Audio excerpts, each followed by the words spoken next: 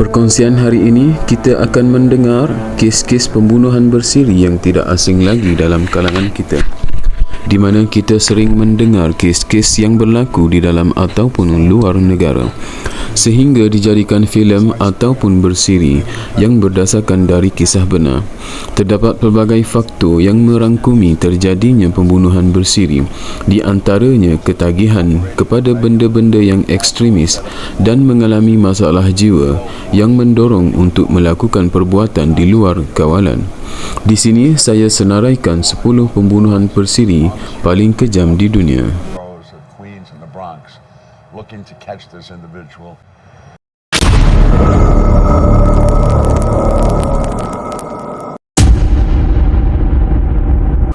John Wayne Gacy ataupun lebih dikenali sebagai The Clown Killer yang dilahirkan pada 17 Mac 1942 di Chicago, Amerika Syarikat.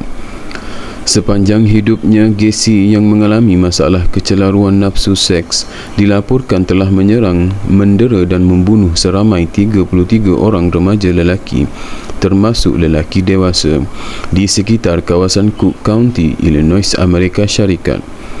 Pada tahun 1980, Gacy telah didapati bersalah atas kesalahan membunuh dan akhirnya meninggal dunia pada 10 Mei 1994 di penjara Stateville Center akibat suntikan maut.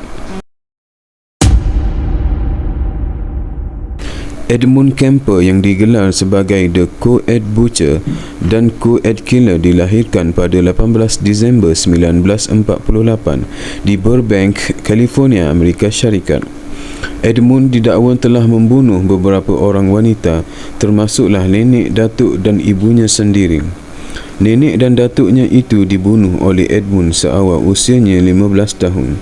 Edmund yang didakwa membunuh kerana mengalami penyakit skizofrenia kini sedang menjalani hukumannya di penjara California Medical Facilities sehinggalah sekarang.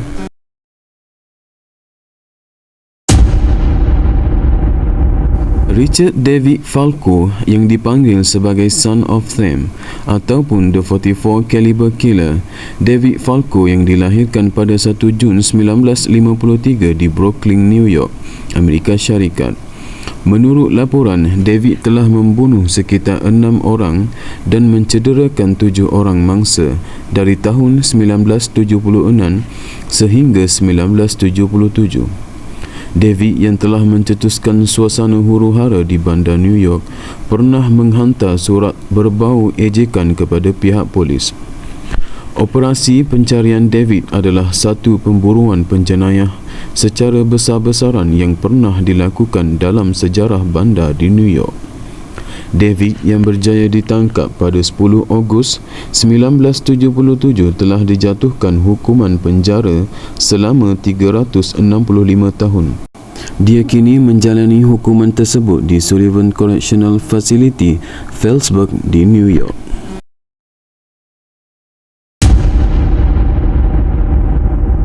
Lawrence Sigmund Whitaker dan Roy Lewis Norris yang digelar The Toolbox Killers merupakan pembunuh serta perogol bersiri Amerika yang ditakuti pada tahun 1970-an.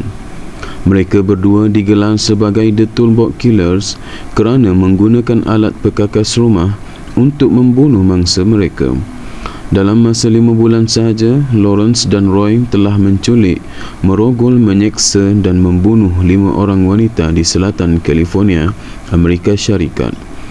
Mereka berdua bagaimanapun akhirnya berjaya ditangkap dan telah disabitkan kesalahan membunuh. Lawrence menjalani hukuman di penjara San Quentin State Prison, manakala Roy pula ditempatkan di Richard J. Donovan Facility.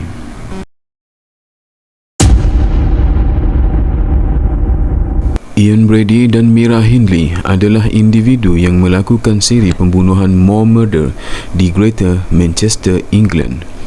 Dari tahun 1963 hingga 1965, mereka berdua dipercayai telah membunuh 5 orang kanak-kanak yang berusia 10 hingga 17 tahun.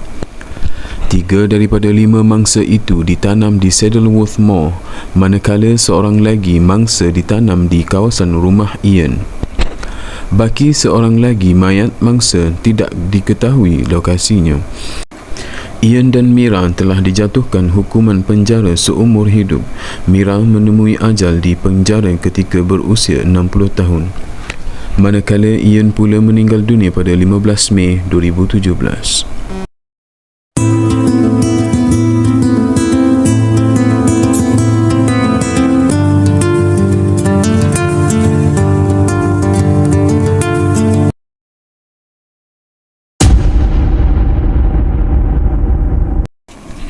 Kenneth Bianchi dan Angelo Bruno merupakan pasangan sepupu yang dikenali sebagai The Hillside Strangler kerana hampir kesemua mayat mangsa mereka telah dijumpai di sekitar kawasan Hollywood Hills. Kenneth dan Angelo telah menculik, merogol, menyeksa dan membunuh 10 orang wanita yang berusia daripada 12 hingga 28 tahun. Mereka berdua yang berjaya ditangkap telah didapati bersalah atas kesalahan membunuh dan kemudian dipenjarakan seumur hidup. Pada tahun 2002, Angelo meninggal dunia di penjara akibat serangan penyakit jantung. Sementara itu, Kenneth masih lagi menjalani hukuman di penjara Washington State. The first girl that looking older and shorter with bushy hair. She was certain that she could identify them again, even though Beulah claimed that she was standing in her.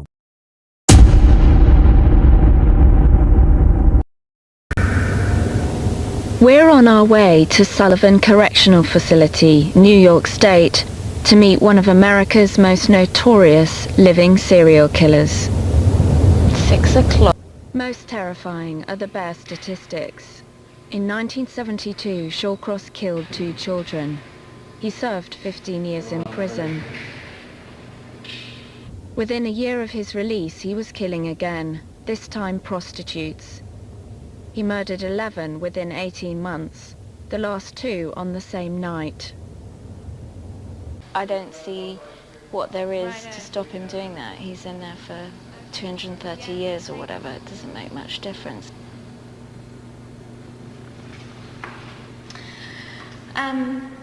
Can I call you Arthur? Is that Call all me right? anything you want. Yeah, all right. Just late for dinner. My brother's called Arthur. Shawcross parades himself as the real Hannibal Lecter, the baddest of the bad. You know, you're in here now for how long? I got 10 years, 5 months, and I got 239. John Shawcross yang terkenal dengan gelaran The Genesee River Killer ataupun The Monster of the River dilahirkan pada 6 Jun 1945 di Kittery, Maine, Amerika Syarikat. Pada tahun 1972, John telah mengaku bersalah atas dakwaan membunuh 2 orang kanak-kanak. Walau bagaimanapun, cuma satu saja daripada 2 dakwaan tersebut yang berjaya disabitkan. Selepas dibebaskan, John tidak pernah insaf sekali lagi telah membunuh seramai 11 orang wanita di New York dari tahun 1988 sehingga 1990. John akhirnya dijatuhkan hukuman penjara seumur hidup di Sullivan Correctional Facilities, New York. Dia menghembuskan nafas terakhirnya di hospital pada tahun 2008 akibat serangan jantung.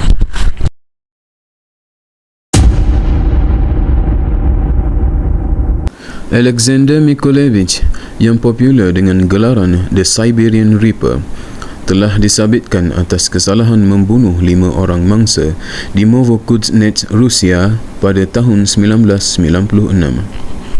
Alexander dengan bantuan ibunya telah mengumpan kanak-kanak jalanan dan wanita muda masuk ke dalam apartmennya terlebih dahulu sebelum mangsa diseksa dan disembelih.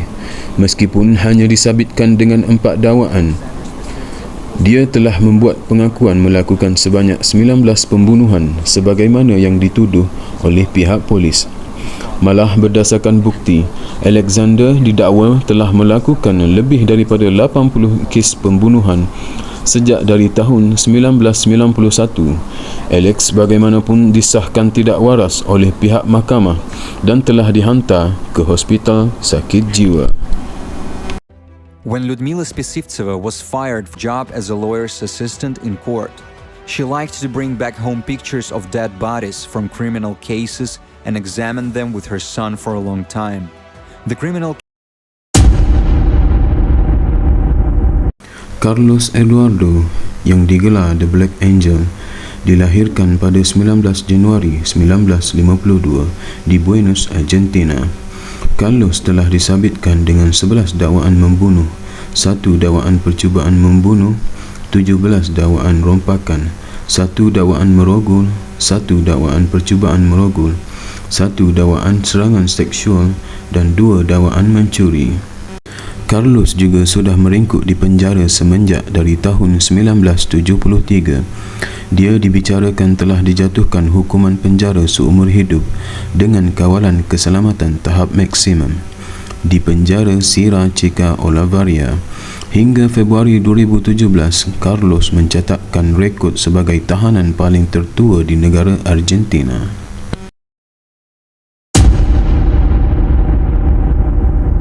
Yu Yang Chul ataupun lebih dikenali sebagai The Raincoat Killer dilahirkan pada 18 April 1970. Walaupun Yu telah membuat pengakuan melakukan sebanyak 21 kes pembunuhan, pihak Mahkamah Daerah Seoul Tengah hanya menyabitkan Yu 20 dakwaan membunuh.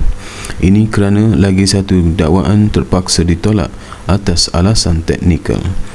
Kebanyakan mangsa yang dibunuh oleh Yu terdiri daripada golongan pelacu dan lelaki tua yang kaya. Lebih mengerikan apabila Yu mengaku telah memakan hati sebahagian daripada mangsanya. Yu ada menjelaskan motif sebenar pembunuhannya adalah disebabkan dia sangat membenci orang kaya dan wanita murahan yang dianggap sebagai wanita jalang. Kisah Yu Yang Chul ini juga telah memberi inspirasi kepada pembikinan filem thriller Korea Selatan yang berjudul The Chaser.